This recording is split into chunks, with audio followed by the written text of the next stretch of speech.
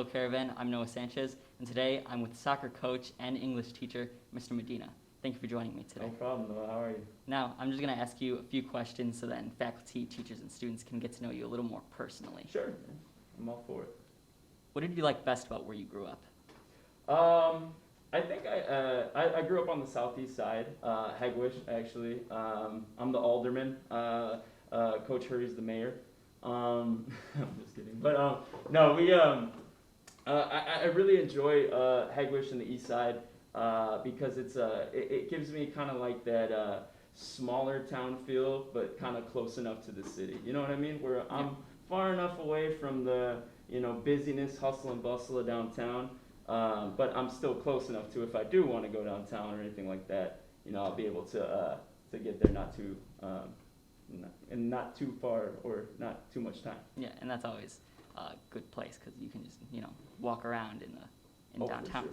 So yeah, it's great to. It's just a train right away. You know what I mean? And it's perfect that way. So that's good. Mm-hmm. Name one thing people would be surprised to know about you. Something that people would be surprised to know. I think the sheer amount of shoes that I have at my house. That's something that I don't really publicize too much, but a lot of times people will point out the shoes that I'm wearing, and they'll ask about it, they'll inquire about it, but I have quite a few. How many do you have? I knew it was coming. I would say with dress shoes included, or we talking strictly sneakers? Strictly sneakers. Strictly sneakers, we're pulling up about 85 pairs. That's a lot. That's a lot of shoes, I know. You could just wear one pair every day. A lot, yeah. But I've been collecting since high school, so it's kind of like it's something that I've been doing, just out of. Like some people do stamps, some people do coins, some people do Pokemon cards. I collect shoes. Yeah, that's a good thing to collect. Yeah, I think it's cool. Yeah. If you could have a meal with anyone, fictional, dead, alive, anyone, who would it be? Ooh, good question. English major or English nerd in me would say Billy Shakespeare. I think William Shakespeare would probably be a really cool person to talk to. Not only because I think he'd be an interesting storyteller, but I know he was also a pretty savvy businessman and a pretty good actor too. So I think he'd be a lot of fun to hang out with. Yeah. If you could have any superpower, what would it be? Ooh. I would say probably intelligence, like super intelligence. You know what I mean? Like a Tony Stark. Again, I'm also something else that other people might not know. Is I'm a comic book nerd as well. So I would say like a Tony Stark or like a Professor X level of intelligence, so that I'd be able to do a lot of different things or invent a lot of different things that could give me other powers. Yes, that would be a great power to have. Thank you. I think so. What's your favorite movie quote? Oh my goodness. Favorite movie quote. Okay, so I will tell you this. The best teacher movie ever. I don't know if you've ever seen it. School of Rock. I have seen it. School of Rock is probably, you might think of like Freedom Writers or these wonderful movies that kind of like inspiring and stuff like that. I disagree. I think School of Rock is the best teacher movie, and the line from there is, "Rock got no reason, rock got no rhyme. You better get me to school on time." I love it. Like, that song is amazing. If you haven't seen it, I suggest everybody see it. It's a great movie. It is a great movie. If you could learn to do anything, what would it be? I think I would probably be a little bit more computer savvy. I think I would try to like learn how to be a, programmer or building, different like coding or something like that. I've never been a math or a science guy all that much.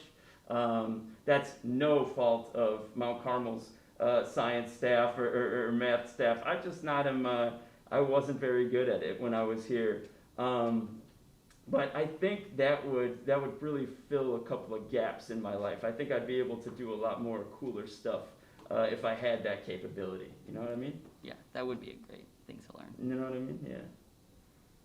What's one thing that's still on your bucket list?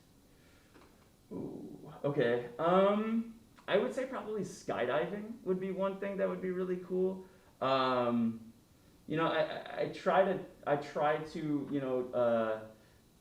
not have too many things that I'm worried about or anything like that, or try to have too many things. I just trying to go with the flow. You know what I mean? So if there's an opportunity for me to go skydiving, I think I'm gonna take it. You know what I mean? Yeah, I think that's one thing that a lot of people seem to have, but I don't think everyone really would want to do it. Or goes through it, right? Yeah. It's like I feel like at the moment it would be something really cool, but you never know until you're up there. You know? Yes, it's hard getting to want to go actually For up sure. into the plane, but then once you're there, I think it's a lot easier Yeah, to man. actually jump down. It's a whole other story. Yeah. You know? What's your favorite vacation spot? Ooh, I would say probably I went to London with my wife, and England was beautiful. I really enjoyed it. It's like my vibe. I'm not a really like tropical guy all that much, you know what I mean? Like I enjoy like the warm weather and stuff. But I really liked sort of just how the architecture and the sort of like how it's so restored. You know what I mean? Like it has such an older sort of vibe to it. The cobblestones on the streets and things like that. Like it's a really unique place, and it's an interesting place. And it's also as like I said, an English teacher, an English major, an English self-proclaimed English nerd. Being able to go to the Globe Theater and to see the different like destinations that are available. It's so much fun. I would definitely, if you haven't been, you should go. What was your favorite or most interesting job before coming to work at Mount Carmel? It's crazy. I would say I used to work as a cart boy at Jewel Osco, which is a lot of the kids like who come to Carmel still kind of like work in those grocery stores or things like that. So I would say that was an interesting one. But all my jobs really have either had to do with working with like young people. Like my first job was at Man Park near my house, Southeast Side, shout out. And I was a junior camp counselor. So I was like 13, 14 years old and teaching little kids how to play sports. And it was like, it was just kind of like that, being able to be a mentor and stuff like that. That was a lot of fun. So it's just kind of like a natural sort of career choice for me. Was like, I always like working with youth. I always like, being a mentor in some way. So, it kind of makes sense, that ever since I was 14 years old, I was somehow, teaching. So it was pretty cool. I think that's a good one. What was the last book that you read? Ooh, okay. This is a perfect one, Shoe Dog. It's a memoir by Phil Knight, the creator of Nike, or the founder of Nike. That was actually one over the summer that I picked up. Just because I like to read different things, and this was one that was suggested to me from a podcast that I listened to, and it was really interesting. It was just talking about sort of like his inspiration, how they came up with the logo, what business steps he took before actually becoming Nike. How many times they almost went bankrupt. You think of Nike as like this powerhouse, you know what I mean? Like they're everywhere, it's an American icon, but to see sort of where it, came from and sort of the people that were involved in it, it was really interesting. And as a sneakerhead, I love that kind of stuff. Would you recommend it to our viewers? I definitely would, especially if you're, into, Nike, into sports, or into business. It's a really good business book. Like, he talks a lot about the different business endeavors and the deals and how he was able to fund certain things. He talks about how many times Nike has almost gone broke, and it's really interesting to hear. Nice. What's your favorite binge-worthy TV show?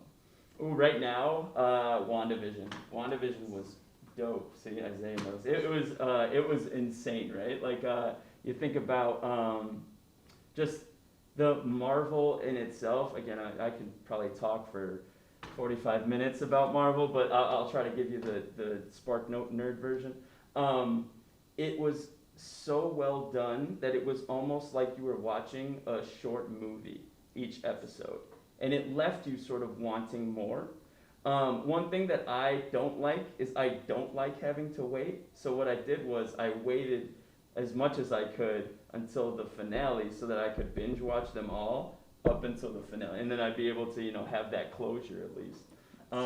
But Marvel's really good at sort of tying all the stories together and creating characters that are very interesting, and that's actually one of the reasons why, like I say, I enjoy teaching, is because I get to show kids like some pretty interesting characters through, comic books that, they might not have heard of, or, they might be interested in. It's pretty fun.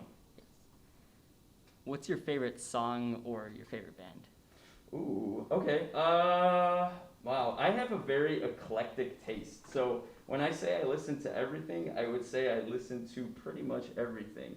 I've been to concerts such as, let me think, what's a good one? I would say, okay, I've been to like Bruce Springsteen, who is probably one of the ones that I was really into when I was young, because of my father. I've gone to banda concerts, I've been to hip hop concerts, I've been to heavy metal concerts, I've been to rap and hardcore rap concerts, I've been to them all. So, when I say like I have just the weirdest taste, I mean I have the weirdest taste. I've seen the Dixie Chicks live, you know what I'm saying? Like it's quite a journey. Well, at least you have a large variety. If you Oh, get yeah. tired of one thing, you have something else to move on. For sure, and I definitely like to, also kind of like listen into, some of the newer stuff and things like that. I would say, the main genres for me are I'm a hip hop head at heart, and I also like some punk rock too. I'm a punk rock guy, so Nice. it's weird. I'm a weird dude, man. I told you, but I respect that. Cubs or Sox? oh, White Sox for sure. White Sox always. Yeah, no, my grandfather raised me a Sox fan.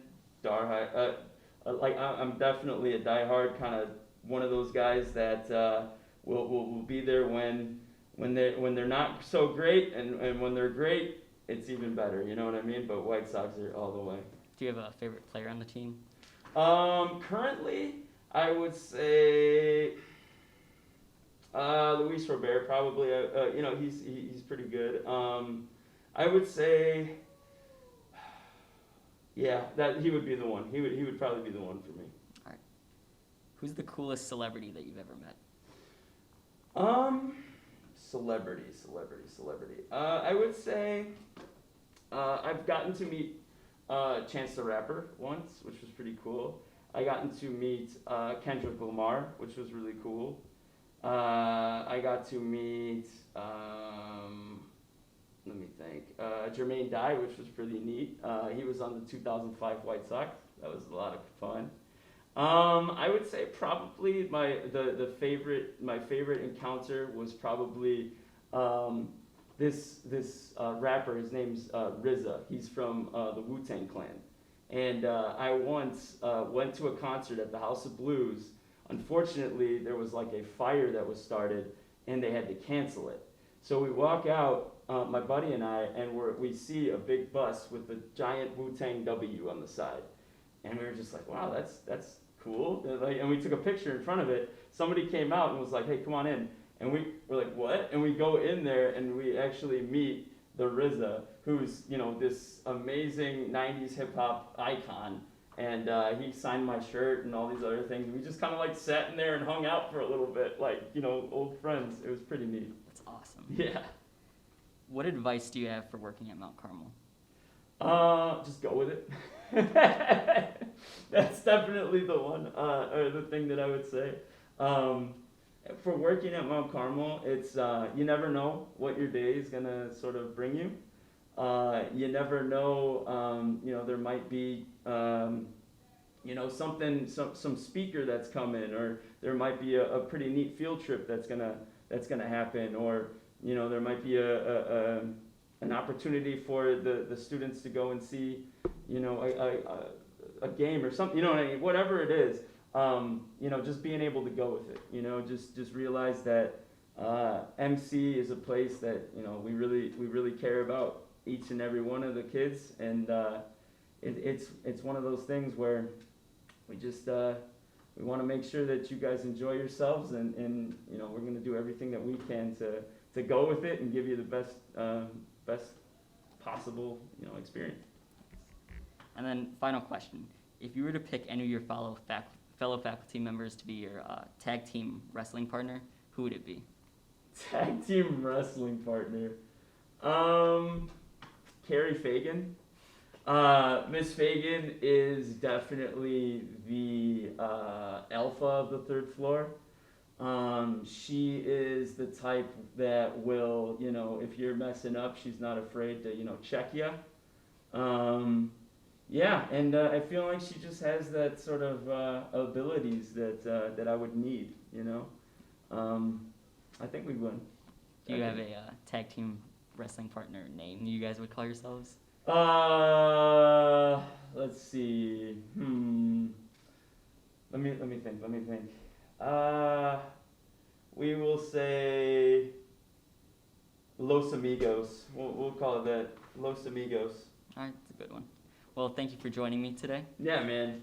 It was a lot of fun. Thanks so much.